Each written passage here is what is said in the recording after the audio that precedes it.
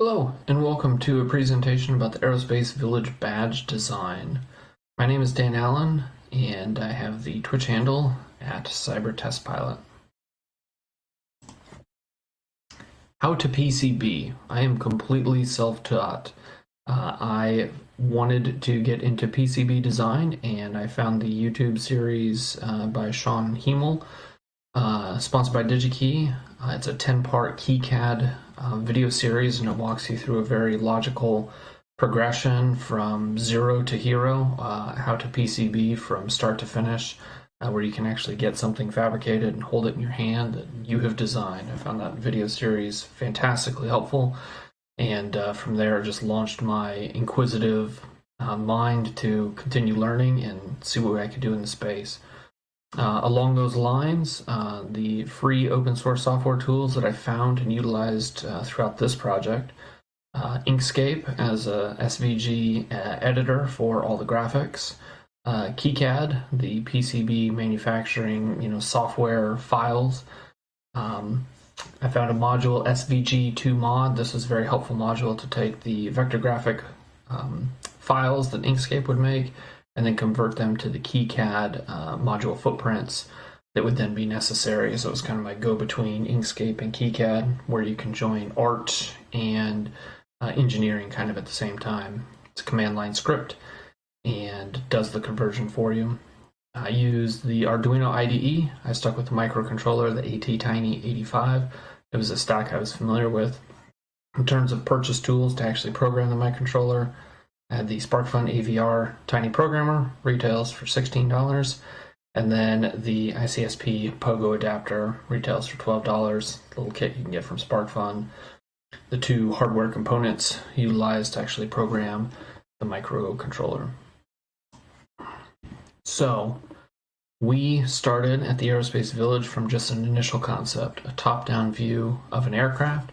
You can see that we had initially the designs for an ADS-B dipole antenna coming out the wings. We knew we wanted an integral antenna that was tuned to the 1090 megahertz frequency to be used as a receiving device for ADS-B messages. And then we had this kind of an additional idea to have additional wire leads being able to come out that can be cut, tuned to different frequencies, lengths to adjust for the frequencies, and so that we can have a mechanism to have additional connections at that point. So from this initial concept design, we have to actually turn this into some engineering and make some trade spaces and concessions to actually get into something that we can actually manufacture. So the initial concept morphed into this two-engine top-down view of a 787 aircraft, a Boeing 787. You can see here that the dipole antennas have been moved to be more aligned with the fuselage. This was just a practical length extension where we could get that perpendicular or parallel rather dipole antenna setup as it ran the entire length of the fuselage.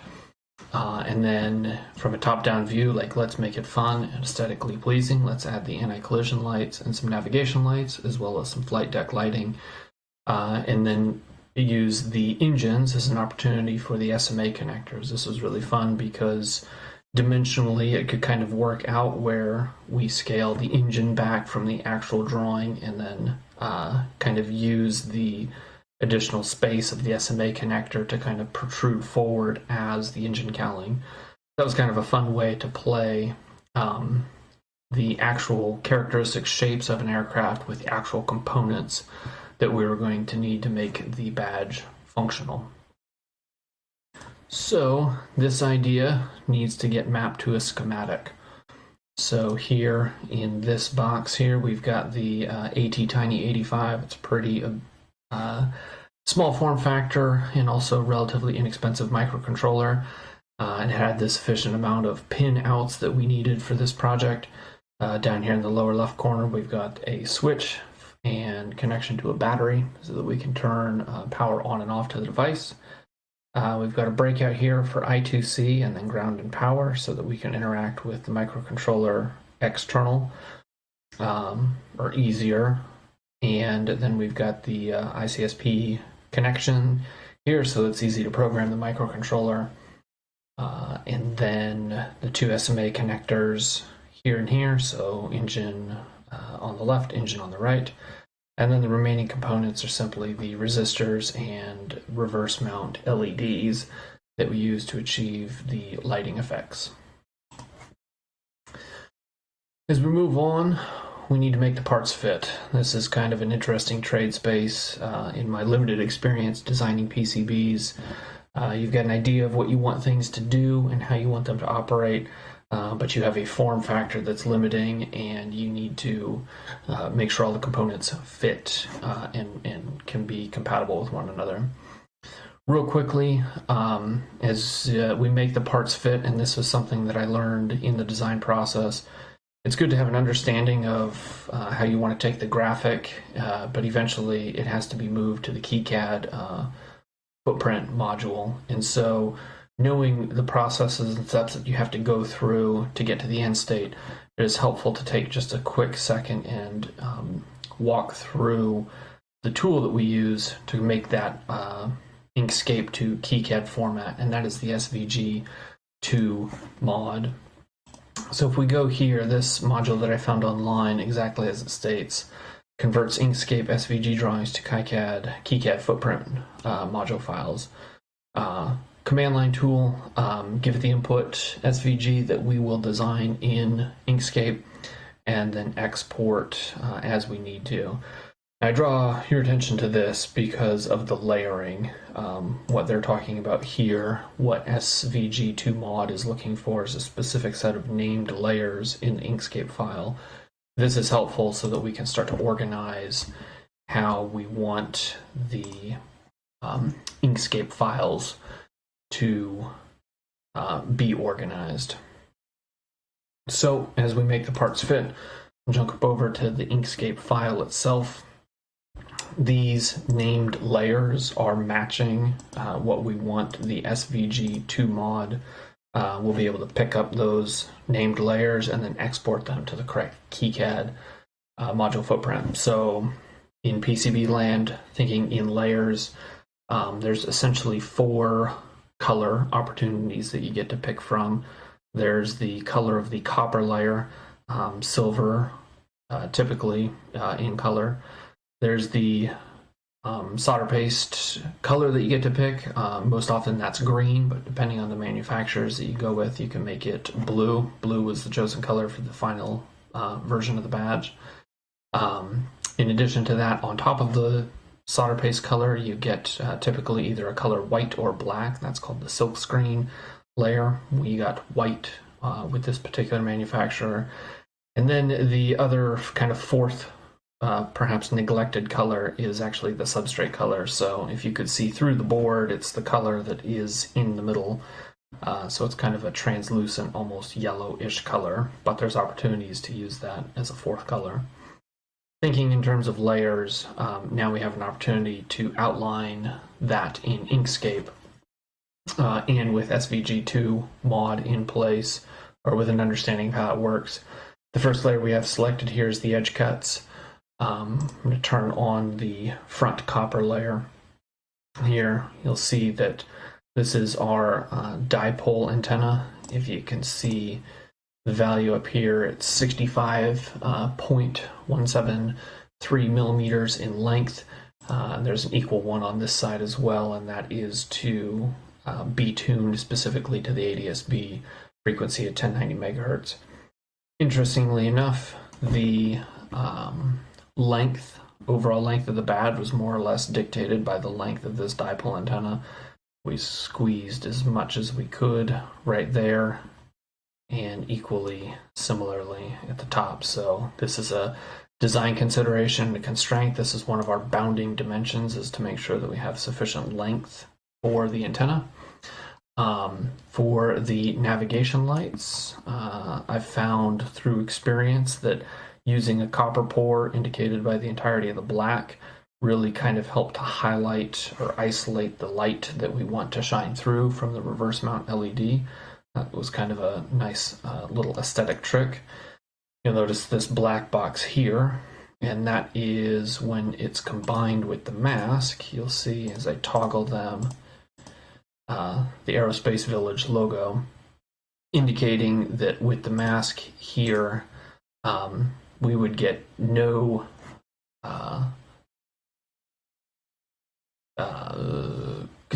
copper would be poured there, but solder screen mask copper would be poured in the entirety of the black circle, but then solder screen mask, the blue, will be absent where the black is here now. So we get the logo to shine through in the same color as our copper pour, which was silver, and then draw your attention to the flight deck lighting.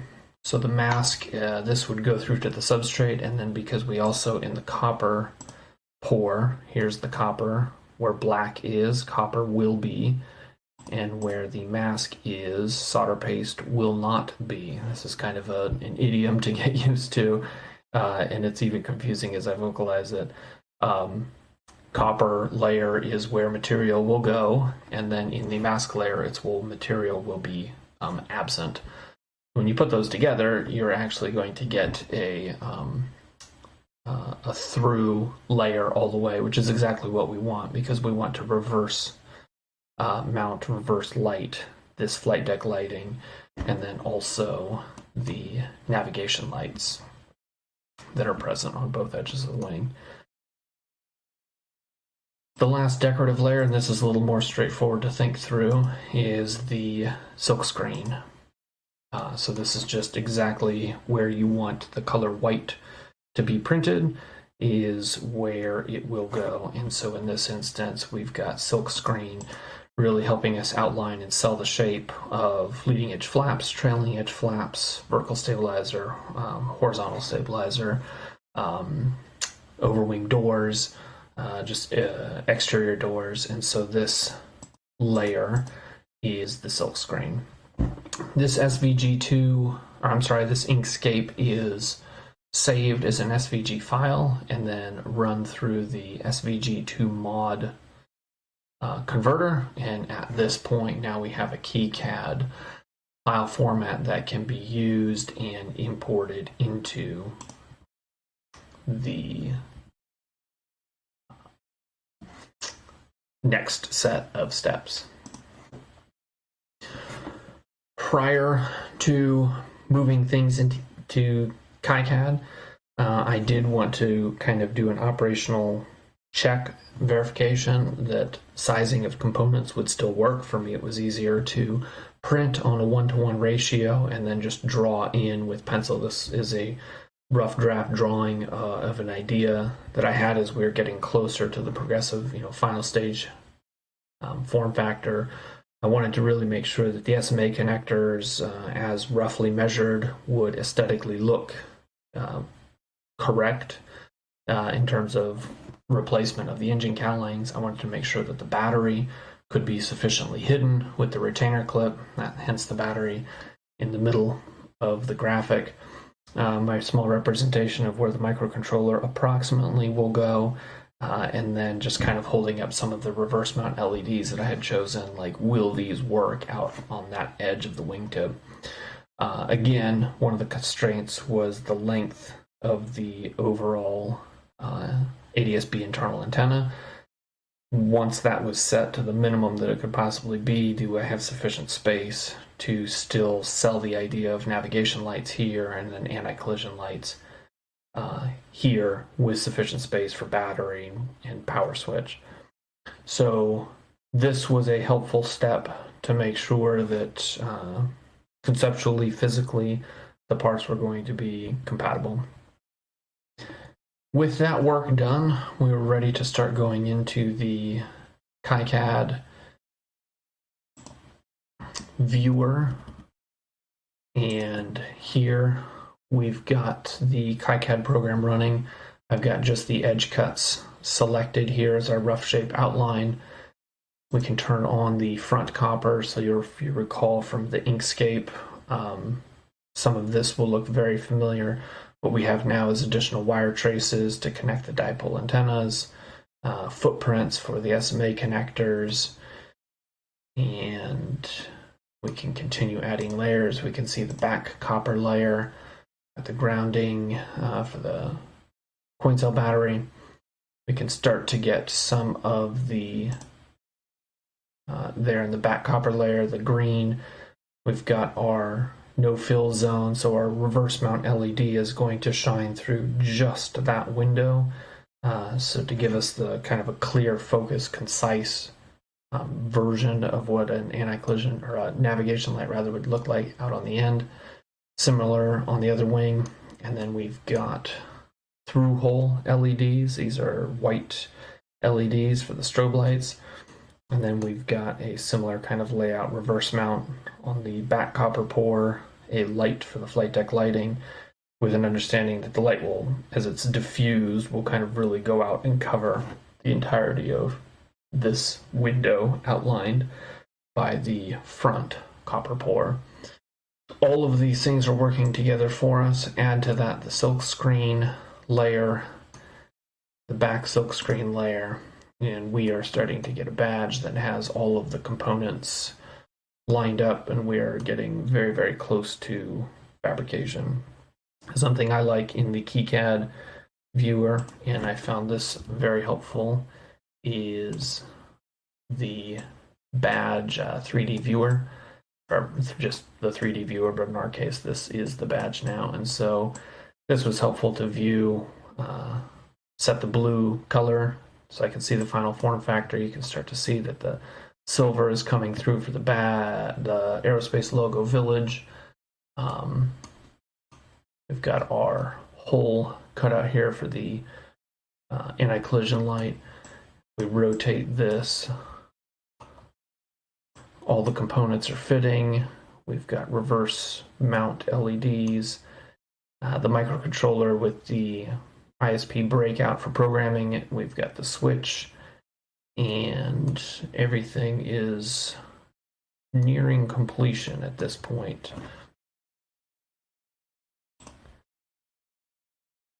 So we have the KiCad layers. We bundle up the files from KiCad. They're called the Gerber files. You bundle up the zip files, you send them off to the manufacturer. You wait a number of days, weeks, and then you get your first version back. Always a nail biter to see if it actually works the first time. In this case, pleasantly surprised, version 1 worked. It was incomplete in that it didn't have initially like a battery switch or the external antenna connectors, and this was just kind of in the interest of a compressed timeline to make everything work. Some of those initial considerations had just been like foregone, like let's get something working. This did have the internal antenna, did connect it, wire it up, everything worked. There were no shorts. But now in the redesigned version 2, we've switched to the blue color, the final form factor. We've added the terminal connectors for the external wires. Here, if you can see these are spring loaded so that you can load a wire up onto either side. And then it's wired now to one of the SMA connectors.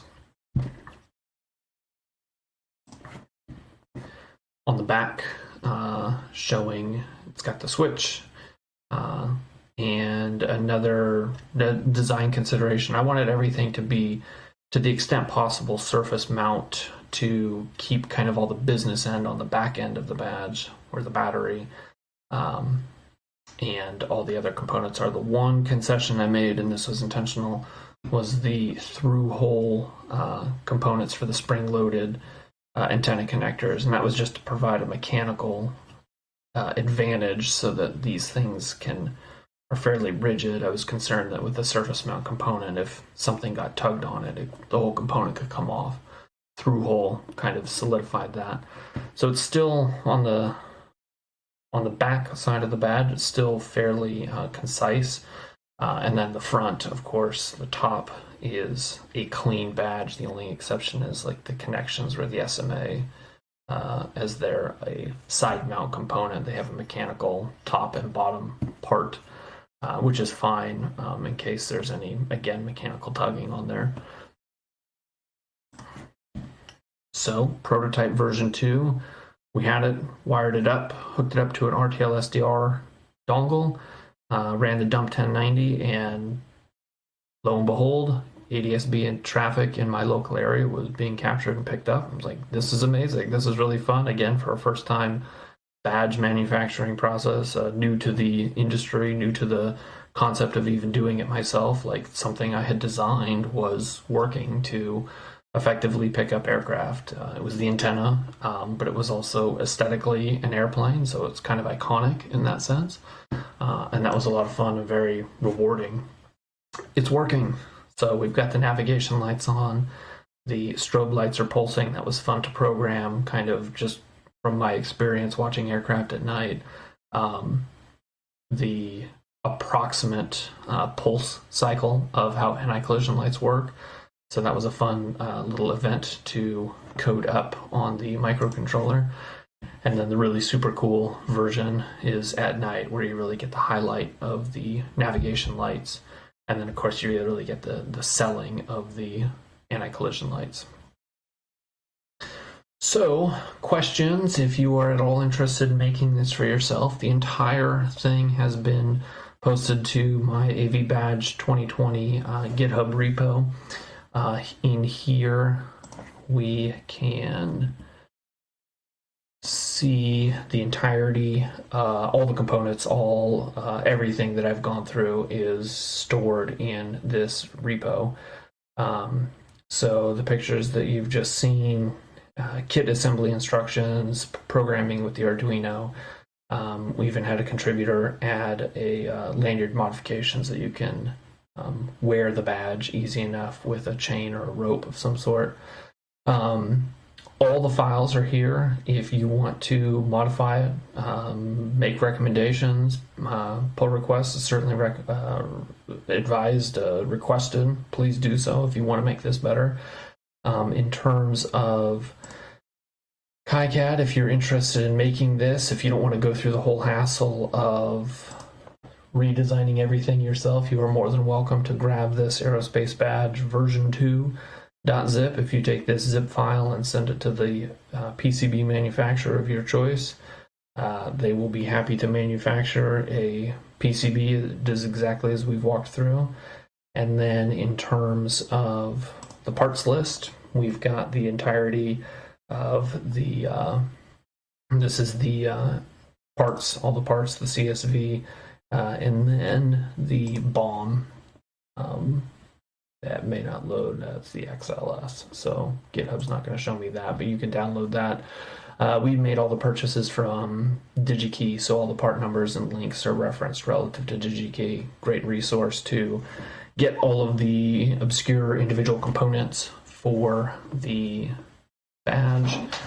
And approximate DigiKey purchase price for all the BOM is about $13, and then again, depending on your PCB manufacturer, you probably get 5 badges, just PCB, probably delivered to your door for anywhere in the ballpark of like $10 to $15 at the low end. Might take a month to get, but it's available. But that is a walkthrough of the Aerospace Village badge presented at Defcon Safe Mode. Thanks. So that's it. Well, thank you for being here. The talk was amazing. We have a lot of different projects here in the aerospace, and we really love to see how the batch of the village was done. So amazing. We are now in the Q&A. We have in the right the questions of the people that is watching the talk. So in case we have anything here, we can read it and just answer it. Okay. Yeah, thank you very much for having me. Okay, Dan. I will have a question for you. How much time you've been designing the PCB badge? That's a great question. So I consider myself like I'm still learning. I feel like with years of experience, I could probably do that same badge, like recreate it probably in like a 15 to 20 hour, kind of timeline. But given that I was still learning how to do it, like exploring and iterating through it, probably that badge took every bit of like 80 hours. Like when you add up, hand drawings to what is the microcontroller I'm going to pick, to like coding it up. It gets pretty involved. It ends up being spread out over multiple weeks. Wow, great. And how much iterations do you have in the PCB? I mean, how many times you send it to to make the PCB Yeah. and need to make it again? Yeah, so I like again from trial and error. The that badge was I think the fifth PCB that like I had ever done myself. So like in previous iterations, it was just me tinkering with the whole idea of manufacturing and design of a PCB. When the Aerospace Village needed a volunteer to make a badge, like, all right, I've got a skill set, let's bring it and help out. Um, that said, we were under a time crunch, so I knew that I couldn't have a whole lot of iterations with the manufacturer because it takes about the manufacturer I was using about 10 days to come back, from manufacturing to mail back to my house. So um, I did like a whole bunch of work to make sure version one was good, and then sent off version two as a low batch, but I was expecting and hoping, fingers crossed that version two was going to work. It did. And so then we took like, I think I ordered 10 for version two, and then we went up to full volume for the order. And as soon as I was watching the mail, so as soon as the board got there, it was like my afternoon. I had to do this thing right now to make sure it works so that in like an hour I can, commit the order to the bigger number. Oh, that's great. I think that we don't have so much question now, but I have one more. I think that with this question we can end. So we have time to have the following talk. Dan, you explained a little bit in your talk, but how this idea grew up in the village. It was like a necessity. It was something like a challenge, and how it started this project. Yeah, so the Aerospace Village, I think, had started initially at the Defcon conference, and the Defcon conference has a big badge life, following. And so the Aerospace Village initially was just the Aviation Village, and then as it relaunched, for year two, it was the Aerospace Village, and it was getting bigger, and it was getting more name recognition, more branding. Like, hey, from the volunteer corps, like we should have a badge, like all the other villages, like we should have a badge. And I was hungry. I was like, yeah, like this is like a good volunteer thing that I can, go sink my teeth into, and help the village out. And I kept asking, like, hey guys, like I want to help. I want to help. Like, where's the team? Where's the team? And they're like, there was ideas, but not necessarily like the capacity or capability for people to do it. So I was like, all right, I've done this in my free time, at small scale. Like, let's just grow up. Let's go do it. And so a But lot of fun. but it was great. A lot of Yeah, people enjoy it. yeah, and Um, such a thrill too, like to be at the conference or to like have someone wearing it, and you're like, oh my goodness, like I did that. Like that's cool. That's like a super rewarding. okay. Well done. Thank you so much for being here in Ecopari in Patagon Space. It was great to have you. Thank you so much to showing this crazy idea to show us how the PCB was designed. For sure, we will have some question for you later. I'm sure about that. So I will share with you by email or maybe at the I don't know any other way. So thank you so much for being here. Yes, thank you very much for having me. Okay, bye, man.